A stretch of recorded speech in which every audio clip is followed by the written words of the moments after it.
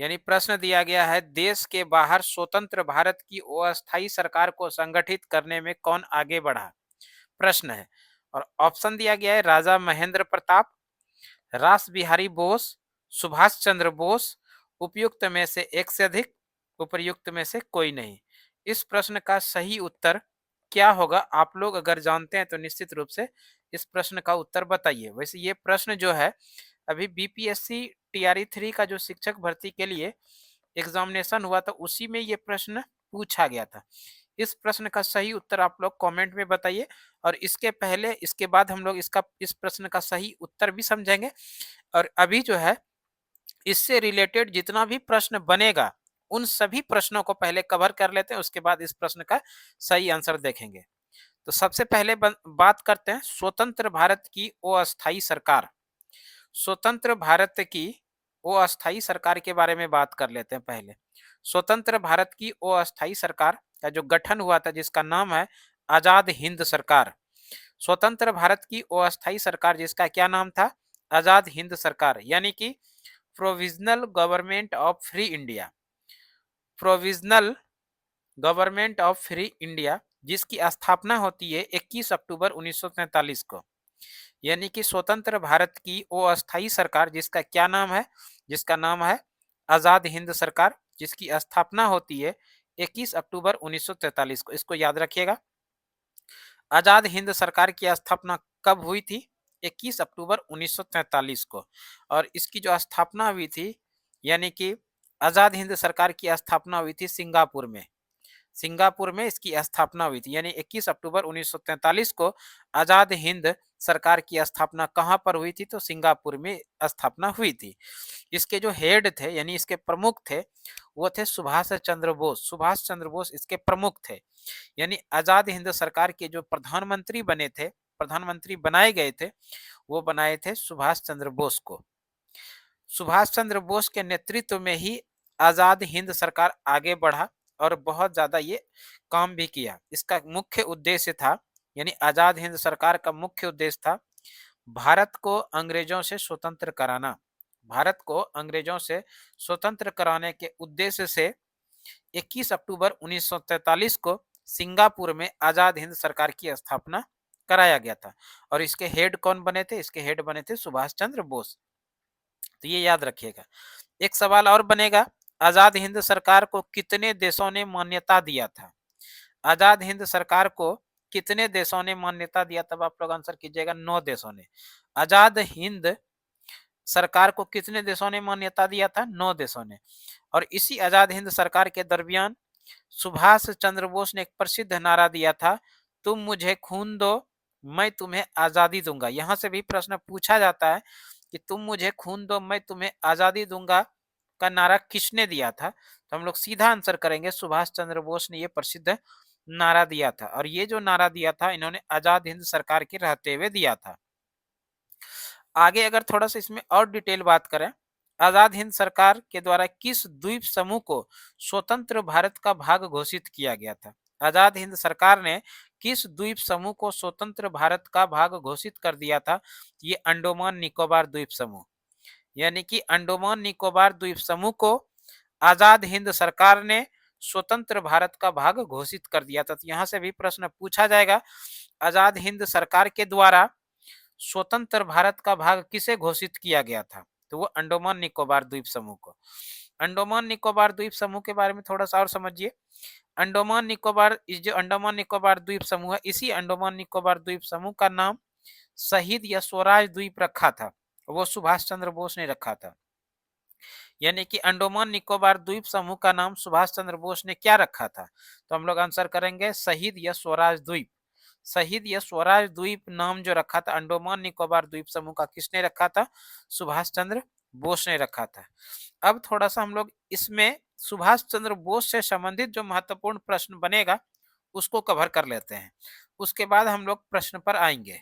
सुभाष चंद्र बोस का जयंती यानी सुभाष चंद्र बोस का जन्म हुआ था 23 जनवरी 1897 में। कहां पर, उड़ीसा के कटक में।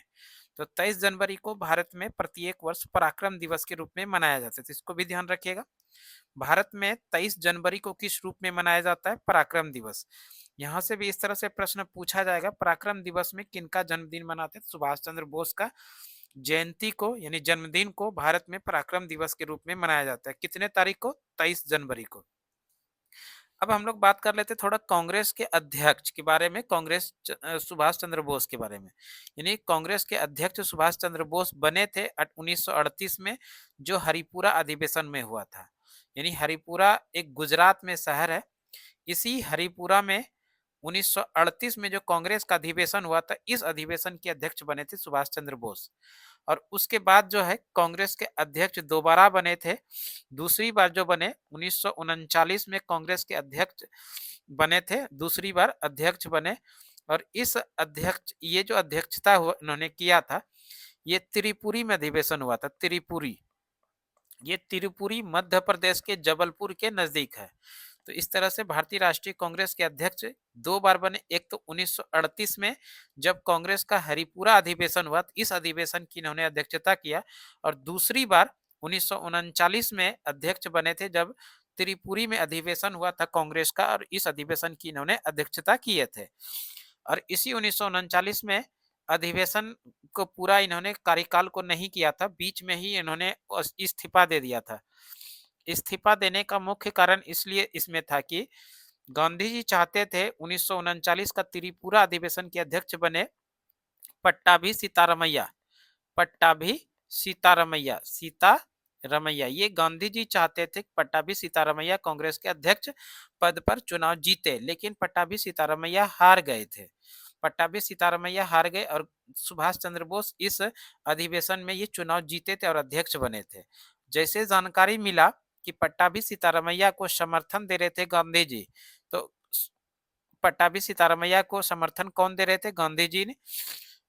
इस बात की जानकारी जब सुभाष चंद्र बोस को लगा, सुभाष चंद्र बोस को इसकी जानकारी मिली, तो सुभाष चंद्र बोस ने अपने अध्यक्ष पद से इस्तीफा दे दिया। जैसे अध्यक्ष पद से इस्तीफा दे दिया, तो बचे हुए कार्यकाल को डॉक्टर राजेंद्र प्रसाद ने पूरा किया था। इसको भी ध्यान रखिएगा, डॉक्टर राजेंद्र प्रसाद ने पूरा किया था। और यहाँ से भी प्रश्न पूछा जाता है, इस तरह से प्रश्न आएगा कि 1939 में त्रिपुरी अधिवेशन में सुभाष चंद्र बोस ने जब अध्यक्ष पद से इस्तीफा दिया, तो बचे हुए कार्यकाल को किसने पूरा किया था? और वहां पर पहला ही ऑप्शन मिलेगा पट्टाभी सीतारमैया। पट्टाभी सीतारमैया ने बचे हुए कार्यकाल को पूरा नहीं किया था, वो बचे हुए कार्यकाल को पूरा किया था डॉक्टर राजेंद्र प्रसाद ने। इसको भी निश्चित रूप से आप लोग ध्यान रखिएगा। तो यहाँ से जो प्रश्न पूछा जाएगा इस तरह से कि सुभाष चंद्र बोस कांग्रेस के अध्यक्ष पहली बार कब बने थे, यानी कि कितनी बार बने? तो दो बार बने थे। पहली बार 1938 में जब हरिपुरा अधिवेशन हुआ था, इस अधिवेशन की अध्यक्षता इन्होंने किया। और दूसरी बार जब 1939 में त्रिपुरी अधिवेशन हुआ, तो इस अधिवेशन के अध्यक्ष बने थे सुभाष चंद्र बोस। हालांकि बीच में इन्होंने इस्तीफा दिया था। इस्तीफा का मुख्य कारण था कि गांधी जी चाहते थे अध्यक्ष बने पट्टाभी सीतारमैया, और गांधी जी समर्थन भी दे रहे थे पट्टाभी सीतारमैया को। इसके बावजूद पट्टाभी सीतारमैया की हार हो गई। इसकी जानकारी जैसे सुभाष चंद्र को लगा, सुभाष चंद्र को इसकी जानकारी मिली, सुभाष चंद्र बोस ने अध्यक्ष पद से इस्तीफा दे दिया। और उसके बाद जो बचा हुआ कार्यकाल था, उस बचे हुए कार्यकाल को पूरा किया था डॉक्टर राजेंद्र प्रसाद ने। तो इस चीजों को आप लोग निश्चित रूप से ध्यान रखिएगा। अगर थोड़ा सा और बात कर ले, सुभाष चंद्र बोस ने ही प्रसिद्ध नारा दिया था जय हिंद। जय हिंद का नारा सुभाष चंद्र बोस ने दिया था। और इसी सुभाष चंद्र बोस ने नारा दिया था दिल्ली चलो का भी। दिल्ली चलो और जय हिंद का नारा दिया था सुभाष चंद्र बोस ने। और सुभाष चंद्र बोस ने नारा दिया था तुम मुझे खून दो, मैं तुम्हें आजादी दूंगा। ये कुछ इंपॉर्टेंट फैक्ट हो गया सुभाष चंद्र बोस से संबंधित, जो कि आपके एग्जाम पॉइंट ऑफ व्यू से महत्वपूर्ण हो सकता है। आइए हम लोग अब चलते हैं अपने प्रश्न पर। देखिए, एग्जाम में जो प्रश्न पूछा गया था, देश के बाहर स्वतंत्र भारत की अस्थायी सरकार को संगठित करने में कौन आगे बढ़ा? यही प्रश्न था, देश के बाहर स्वतंत्र भारत की अस्थायी सरकार को संगठित करने में कौन आगे बढ़ा था? तो वो बढ़ा था सुभाष चंद्र बोस। और सुभाष चंद्र बोस देखिए ऑप्शन सी में है। तो इस प्रश्न का जो सही आंसर हो जाएगा वो हो जाएगा option C is the right answer.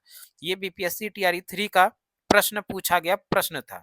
हो सकता है कि इस तरह का प्रश्न, इससे रिलेटेड प्रश्न बीपीएससी टीआरई 4 के एग्जाम में भी देखने के लिए मिल सकता है। इस तरह से ये वीडियो आप लोगों के लिए आपकी तैयारी को और मजबूत बनाने में, थोड़ा और मजबूती प्रदान करने में ये बेहद वीडियो महत्वपूर्ण होने वाला है आप लोगों के लिए। तो इस तरह का वीडियो आप लोगों को सुमन क्लासेस यूट्यूब चैनल पर लगातार मिलते रहेगा। तो आज की क्लास के लिए इतना ही, अगले वीडियो में फिर से आप लोगों के साथ मिलते हैं, तब तक के लिए धन्यवाद। जय हिंद, वंदे मातरम।